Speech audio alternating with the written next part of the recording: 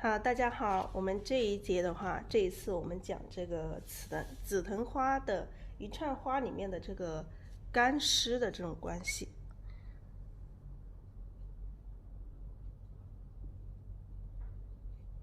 干湿的关系，那么什么是干，什么是湿呢？干湿是什么意思呢？干湿就是我们用的这个颜色的干和湿，它其实跟浓淡很像的，就是有很多是把浓淡，就是把浓的和淡的就有点分不清楚了。其实它跟浓淡还是有一点点区别啊，就是比如说我们画一串这个，这个干的是什么？干枯的啊，它干的会有一点这种枯的，你直接不要加水去画，不要加水的时候去画这个干的，试一下。你看这种干的，它会有一些什么纹路啊？它会有一些这种就是它的笔法不会太软润，它会有一些这种毛糙的这种感觉。就是我们在画面的时候，我们也需要有这些变化啊。它不是说颜色浓的，它跟浓淡其实它跟浓淡很像，但是又有一点区别啊。也有一点区别，不是完全一样的。这种干就是颜料的干，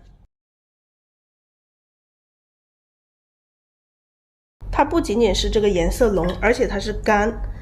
然后湿呢，湿它不仅仅是颜色淡，而且它是很水润，很多水，就是让大家可以看到这种水的这种感觉。你看这种水墨淋漓的这种感觉，那这个是湿的。这里可能，当我们刚刚是把颜色调均匀了，它是淡的，但是我们这个湿的，我们让大家可以看到，就是很水、很湿润的这种感觉。它跟这个颜色淡又有一些区别。颜色淡有可能你可以加一些太白进去变淡，但是这个湿的话，它就是完全就是加了很多水进去的这种感觉。这个就是一个湿的、干的和湿的这种对比关系啊。你看这一串，我们把它加上去。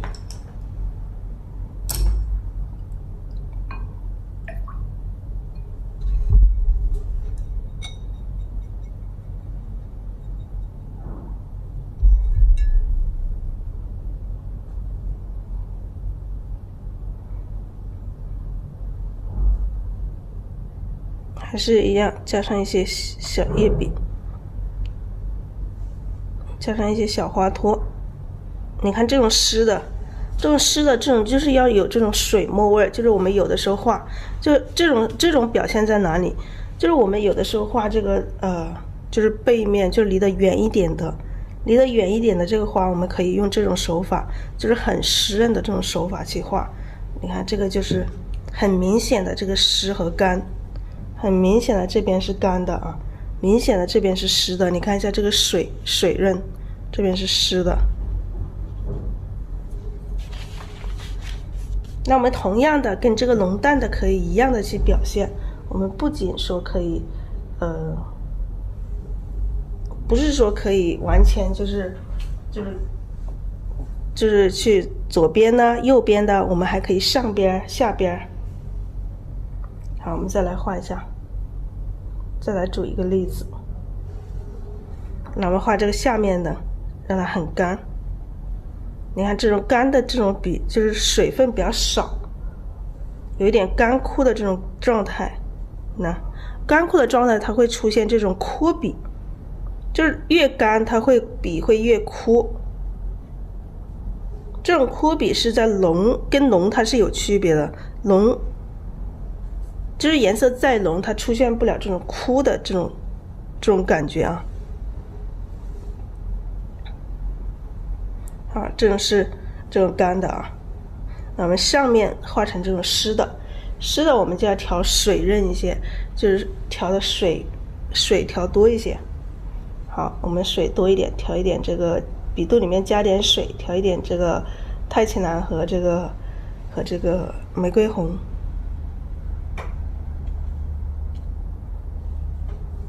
好，我们可以笔肚里面可以直接加水进来，就不调颜色了，直接加水，让它这个湿的这种感觉体现的更加就是形象的体现出它的湿。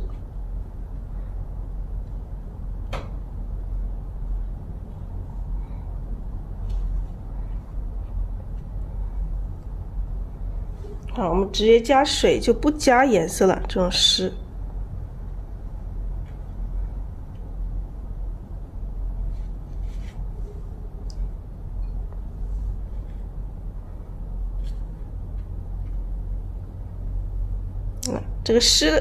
这个湿的话，又可以在这种枯的里面再出现一点点。好，我们把这一串也把它连起来。画这个叶柄的时候，还是这个三绿、藤黄、朱标，还有胭脂。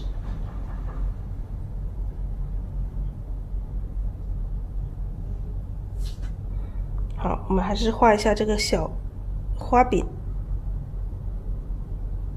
画这个花柄的时候，也是要注意它的一个变化。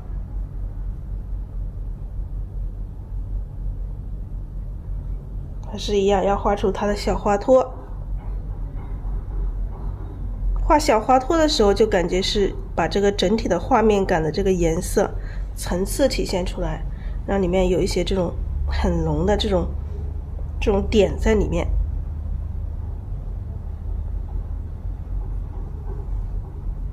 好，你看这一串的话，这种湿，这种水分，这湿是体现在这个水分上，它跟这个浓淡还是有一点点区别的。你看一下这个浓和淡的这种关系，浓和淡的这种关系，它这种淡，它就是颜色淡，而不是像这个一样显得很多水，就是直接用水，就很水润的这种感觉，就是很多水。这种感觉，这种是浓和淡的，浓和淡，还有这个干和湿，还是有一点细微妙的这种区分，有一点点区别，就是很多会把这个两个关系会混合了，很容易把这两种关系给搅到一起，不知道什么是浓淡干湿。其实大家画的时候可以只要注意一下，就是微妙的这种变化啊。大家可以看一下微妙的变化，看一下这个淡和这个湿，淡的和这个湿的这种微妙的这种变化，能看得出来吧？就是我们要把它就是区分开来，就是不是说淡的就是湿的，也不是说干的就是浓的。其实干的它是浓的没错，淡的它是湿的，其实也是没错，但是它们之间就是有一点点微妙的这种关系和变化。好，我们的这一节课就是讲的这个干湿的这种关系。